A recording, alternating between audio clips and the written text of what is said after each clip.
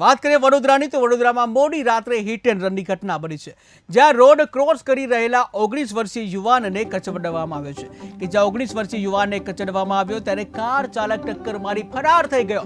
ત્યારે ઘટના સીસીટીવીમાં કેદ થઈ, જ્યાં ગંભીર રીતે ઇજાગ્રસ્ત યુવાનને હોસ્પિટલ ખસેડવામાં આવ્યો। ત્યારે સ્પીડ બ્રેકર હોવા છતાં કાર ચાલકે બ્રેક ન મારી અને જ્યાં અકસ્માતની ઘટના બની હતી। તો વધુ એક અકસ્માતની ઘટના બની છે, વધુ એક હિટ એન્ડ રનની ઘટના બની છે વડોદરામાં, કે જ્યાં વડોદરામાં મોડી રાત્રે હિટ એન્ડ રનની ઘટના બની। રોડ ક્રોસ કરી રહેલા 19 વર્ષીય યુવાનને અડફેટે લીધો હતો।